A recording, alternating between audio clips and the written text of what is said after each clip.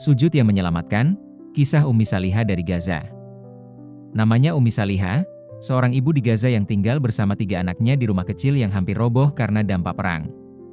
Suaminya telah syahid 5 tahun lalu dalam serangan udara. Sejak itu, ia menghidupi anak-anaknya hanya dengan mengandalkan bantuan seadanya dari relawan. Namun yang luar biasa dari ibu ini bukan soal kemiskinannya, melainkan kekayaannya dalam beribadah. Dalam keadaan genting, ia tidak pernah meninggalkan amalan yang ia jalani setiap hari, bahkan di tengah dentuman bom. Setiap malam, saat listrik padam dan suara rudal memekakan telinga, Ummi Salihah tetap bangun pada sepertiga malam. Ia menggelar sajadah di ruang bawah tanah dan sholat tahajud diiringi bacaan Al-Quran yang lirih.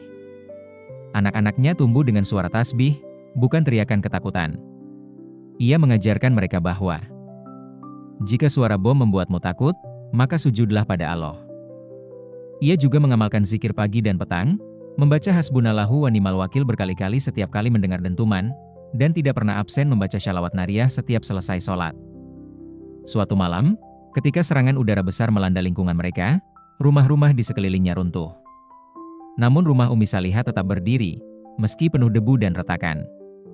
Tim relawan menemukan ia dan anak-anaknya masih hidup, dan yang membuat mereka menangis adalah posisi Ummi Salihah saat ditemukan. Masih sujud dalam sholat witir. Setelah kejadian itu, keberkahan mulai terlihat dari arah yang tak pernah mereka duga. Pertama, tanah kecil di belakang rumah yang selama ini gersang, tiba-tiba ditumbuhi tanaman tomat liar. Kedua, seorang relawan dari luar negeri yang mendengar kisahnya, menuliskannya di media.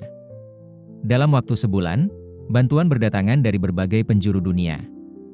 Ketiga, anak sulungnya yang dulunya trauma karena perang, berhasil menghafal 30 juz Al-Quran dalam 2 tahun. Aku melihat ibu tetap tenang di tengah bom. Aku belajar dari hatinya, bukan hanya dari mulutnya, kata sang anak.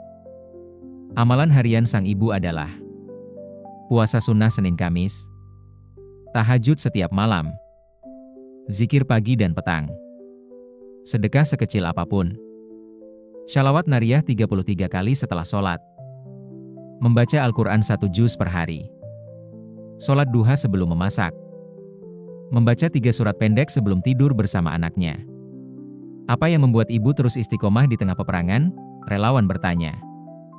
Ia menjawab dengan senyum tipis. Kalau dunia ini hancur, tak mengapa. Yang penting hatiku masih tegak bersama Allah. Kalau sujudku tetap hidup, insya Allah semuanya akan hidup kembali.